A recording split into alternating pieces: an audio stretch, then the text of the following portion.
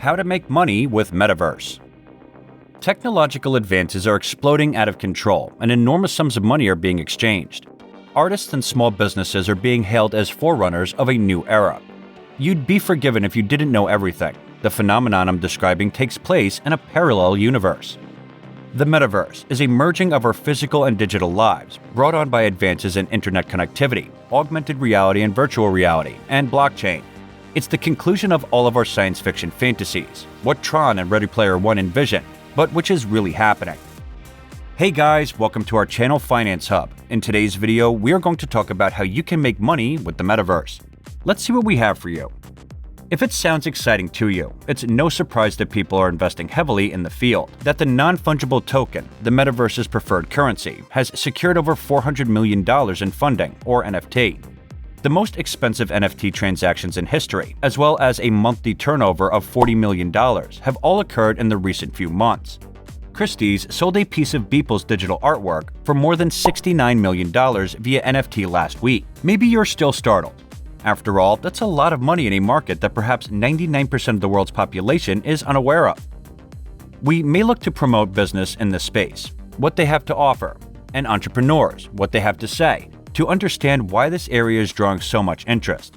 These people are in on the ground floor before the boom, with insights that the rest of us are only now learning about. Why is the Metaverse blowing up? Many people don't understand Upland by any traditional metric. It's more than a virtual game, it's a communal experience, but why are tens of thousands of people spending their hard-earned money on it? One reason could be that it's so unusual. Upland is a decentralized application, or DApp, that allows users to purchase, sell, and trade virtual real estate using real-world maps. You may go to Upland in New York City to see who owns the Empire State Building or the New York Stock Exchange, for example. If you have enough in-game currency, you can even bid for them yourself. This concept is intriguing on its own, but it's the way Upland's in-game economy operates that makes it more than just a toy. Players begin by purchasing UPX, the native token, using fiat money to begin purchasing their first properties. Over time, as Upland grows more popular, market prices for these properties will naturally rise. Virtual landlords have the option of hodling or cashing out for fiat. Despite the fact that Upland homes are virtual, they are extremely real investment assets. Consider the New York Stock Exchange. In comparison to other Upland properties, you'd think the stock exchange could bring a decent amount of UPX, but do you think it's worth the entire $23,000?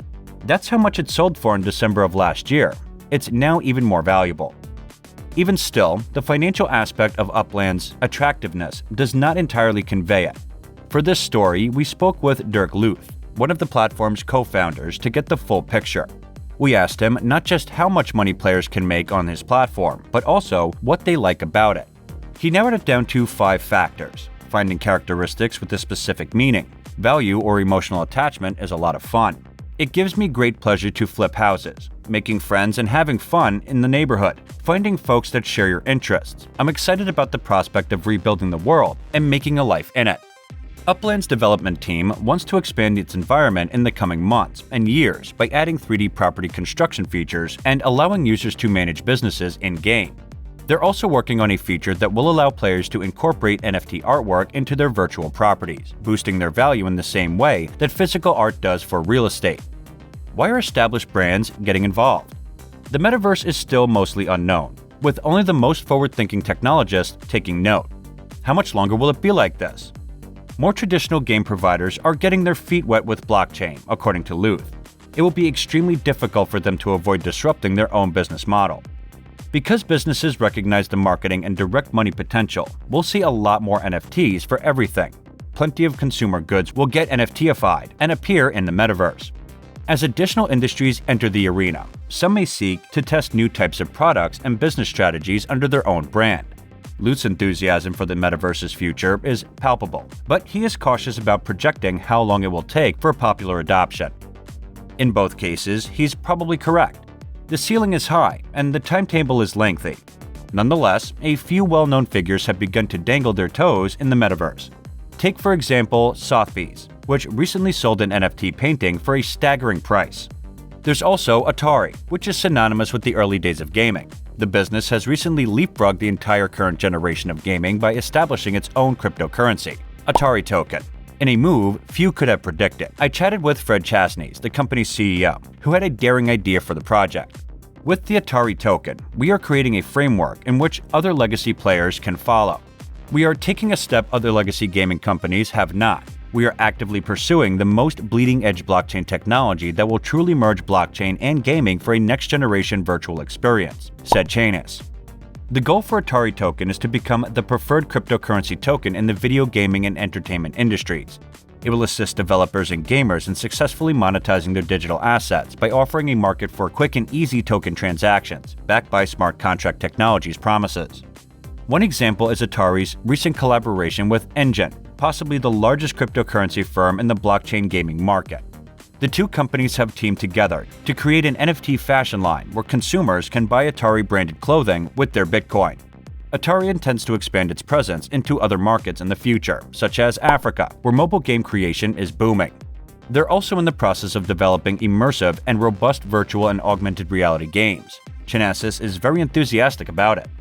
It's a desire to create multiple digital realities, as many as possible, in addition to the real world.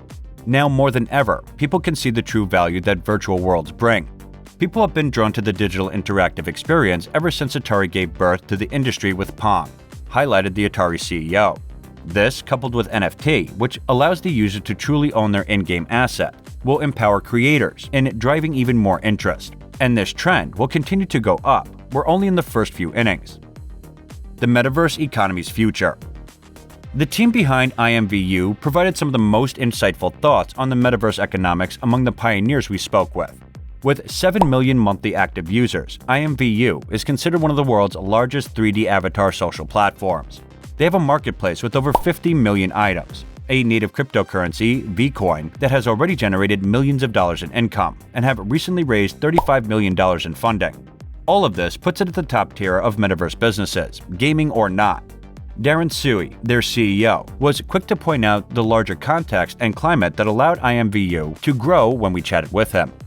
The word metaverse was coined by Neil Stephenson in his 1992 novel Snow Crash, but the concept of a virtual simulation in which people can interact with one another had been around for a long time. Tron in 1982 is an example. As related technology progresses over time, the realism and capabilities of virtual experiences have improved dramatically, drawing more users to connect in the virtual world, said Sui. There is little doubt, according to Sui, that the pandemic has prompted many more people throughout the world to look for a safer and more effective method to socialize online. They've discovered a fun and exciting way to connect in real life and communicate and engage with new acquaintances. COVID-19-induced social separation makes sense as a driver of interest in virtual social platforms. Sui, on the other hand, is focused on the long term. The epidemic, in his opinion, is driving more people to seek for something like the metaverse, but the dramatically better realism and capabilities of virtual experiences is the reason they're staying, coming back, spending money. When the pandemic is done, that won't go away. We can see what he's talking about, thanks to Upland, Atari, Earbuds, and IMVU. Upland is already offering an unrivaled investment platform/gaming experience that, if all of the things they're experimenting with are implemented, will be nearly unrecognizable in just a few years. Atari's vintage gaming knowledge is being put to use in a new, cutting-edge approach to in-game item trade. IMVU has created the type of virtual environment that people want to be a part of. They may be attracted by the pandemic, but they're also attending virtual events and purchasing avatar items because it's entertaining and immersive. Sui put it quite succinctly. When asked when our physical world and the metaverse will collide to create something even bigger, better, and more memorable than what exists today, he simply stated, "It's not if, but when." And this is it for today, guys. What are your thoughts on today's video? Share with us in the comments below. Also, don't forget to hit like, subscribe to our channel, and ring the bell icon so you don't miss any of the latest updates. And thank you for watching.